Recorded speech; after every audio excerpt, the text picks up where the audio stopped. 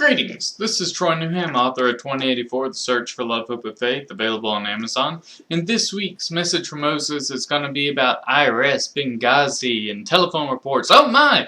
The Obama administration is embroiled in so many scandals, and interesting how all the scandals are happening all at one time. It's like, dum, dum, dum, dum, dum. And where was the reporters like, I don't know, 6 months ago when maybe this could have been important in, I don't know, an election?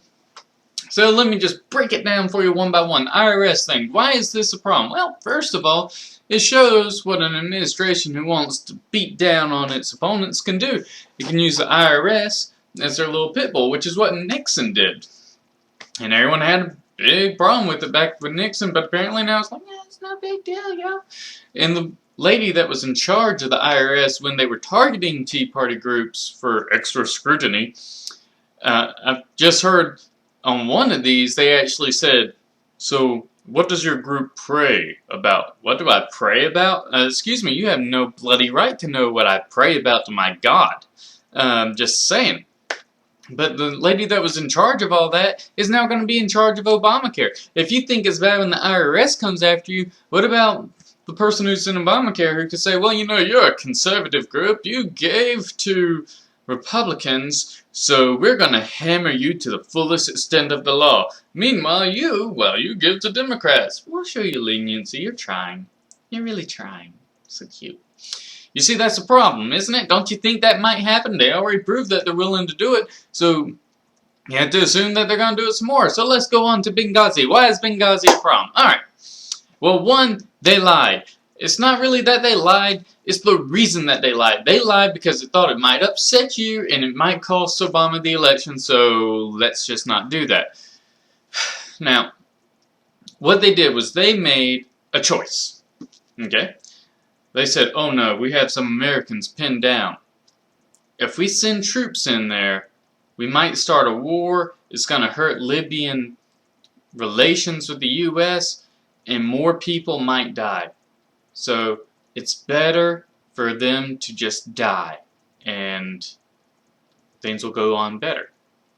I remember a story about Vietnam. A pilot went down, and we went in to get him.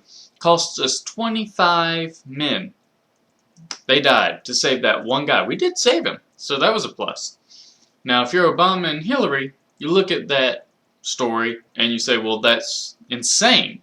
You lost 25 people to save one guy.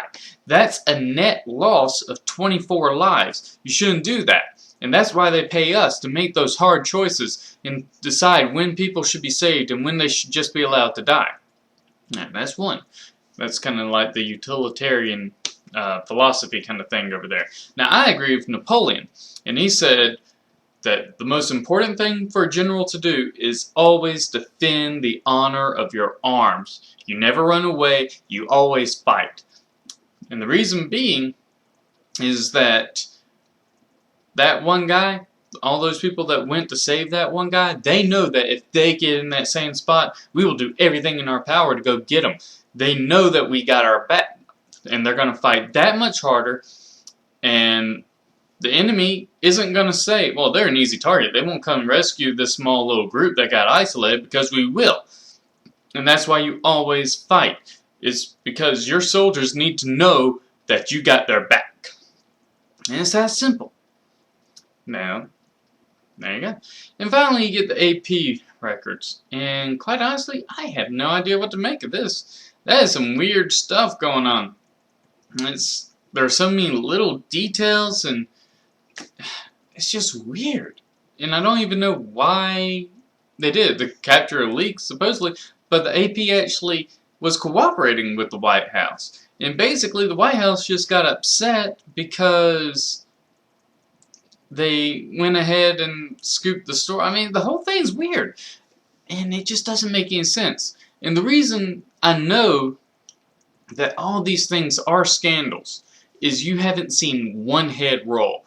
Holder had to sign off on those AP reports. Has he been fired? Nope. Obama's standing behind him 100%. Why is he doing that?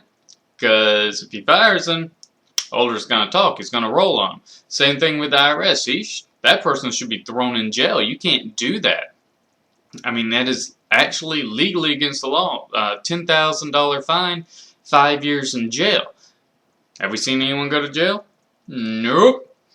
In Benghazi, well, bloody hell, you could call that a whole bunch of things, and I'm not going to get into that right now. But did we see anyone really pay? Nah, they were allowed to resign. They're allowed to leave. Oh, they get transferred to another place. And why? Because if you actually punish them, they will come back and they will tell the truth. And that's what you don't do. If someone does something wrong and they are under you and you actually didn't know that's what they were doing, you come down on them like the wrath of God Himself. And the reason being is so that there will be no question that that person was responsible and that everyone else was blameless. That person was the one. But since they're not doing that, it's obvious the reason is because they would say, well, he told me to do it. And that's why. Again, read 2084, Search for Love, Hope, and Faith, available on Amazon in Kindle and paperback.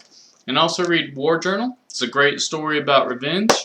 Long live the Constitution, and signing off.